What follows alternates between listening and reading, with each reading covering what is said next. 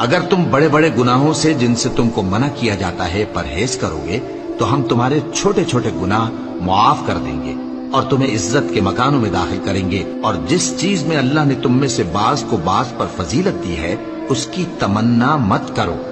مردوں کو ان کاموں کا ثواب ہے جو انہوں نے کیے، اور عورتوں کو ان کاموں کا ثواب ہے جو انہوں نے کیے، اور اللہ سے اس کا فضل و کرم مانگتے رہو، کچھ شک نہیں کہ اللہ ہر چیز سے واقف ہے۔ اور اگر تم لوگوں کو معلوم ہو کہ میاں بیوی میں انبن ہے تو ایک منصف مرد کے خاندان میں سے اور ایک منصف عورت کے خاندان میں سے مقرر کرو، وہ اگر صلح کرا دینی چاہیں گے تو اللہ ان میں موافقت پیدا کر دے گا۔ کچھ شک نہیں کہ اللہ سب کچھ جانتا ہے، سب باتوں سے خبردار ہے۔ اور اگر کسی عورت کو اپنے خاوند کی طرف سے زیادتی یا بے رخی کا اندیشہ ہو تو میاں بیوی پر کچھ گناہ نہیں کہ آپس میں کسی قرارداد پر صلح کر لیں، اور صلح خوب چیز ہے، اور طبیعتیں تو خود غرضی کی طرف مائل ہوتی ہی ہیں۔ اور اگر تم نیکوکاری اور پرہیزگاری کرو گے تو اللہ تمہارے سب کاموں سے واقف ہے۔ اے ایمان والو، انصاف پر قائم رہو اور اللہ کے لیے سچی گواہی دو، خواہ یہ تمہارے اپنے خلاف یا تمہارے ماں باپ اور رشتہ داروں کے خلاف ہی ہو۔ اگر کوئی امیر ہے یا فقیر تو اللہ ان دونوں کا زیادہ خیر خواہ ہے، بس تم خواہش نفس کے پیچھے چل کر عدل کو نہ چھوڑ دینا۔ کیا تم نے ان لوگوں کو نہیں دیکھا جو اپنے آپ کو پاکیزہ کہتے ہیں؟ نہیں، بلکہ اللہ ہی جس کو چاہتا ہے پاکیزہ کرتا ہے، اور ان پر دھاگے برابر بھی ظلم نہیں ہوگا۔ دیکھو یہ اللہ پر کیسا جھوٹ طوفان باندھتے ہیں، اور یہی کھلا گناہ کافی ہے۔ اللہ انہی لوگوں کی توبہ قبول فرماتا ہے جو نادانی سے بری حرکت کر بیٹھتے ہیں پھر جلد توبہ کر لیتی ہیں، بس ایسے لوگوں پر اللہ توجہ کرتا ہے اور وہ سب کچھ جاننے والا ہے، حکمت والا ہے۔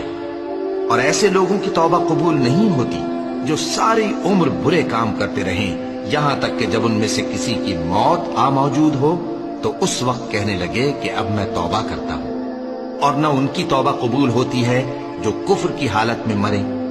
ایسے لوگوں کے لیے ہم نے دردناک عذاب تیار کر رکھا ہے۔ مرد عورتوں پر حاکم ہیں، اس لیے کہ اللہ نے بعض کو بعض سے افضل بنایا ہے، اور اس لیے بھی کہ مرد اپنا مال خرچ کرتے ہیں،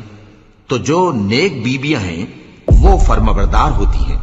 اور ان کے پیٹھ پیچھے اللہ کی حفاظت میں مال و آبرو کی خبرداری کرتی ہیں۔ اور جن عورتوں کی نسبت تمہیں معلوم ہو کہ سرکشی اور بدخوئی کرنے لگی ہیں تو پہلے ان کو زبانی سمجھاؤ، اگر نہ سمجھیں تو پھر ان کے ساتھ سونا ترک کر دو۔ اگر اس پر بھی باز نہ آئیں تو زد و کوب کرو، پھر اگر تمہارا کہنا مان لیں تو پھر ان کو ایذا دینے کا کوئی بہانہ مت ڈھونڈو، بے شک اللہ بہت اونچا ہے، بڑا ہے۔ اگر تم بڑے بڑے گناہوں سے جن سے تم کو منع کیا جاتا ہے پرہیز کرو گے تو ہم تمہارے چھوٹے چھوٹے گناہ معاف کر دیں گے اور تمہیں عزت کے مکانوں میں داخل کریں گے، اور جس چیز میں اللہ نے تم میں سے بعض کو بعض پر فضیلت دی ہے اس کی تمنا مت کرو۔ مردوں کو ان کاموں کا ثواب ہے جو انہوں نے کیے، اور عورتوں کو ان کاموں کا ثواب ہے جو انہوں نے کیے،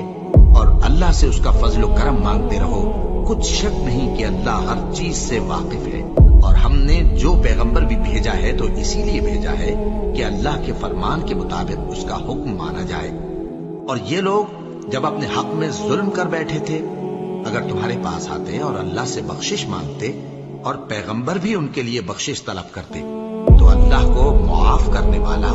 بڑا مہربان پاتے۔ بس تمہارے پروردگار کی قسم،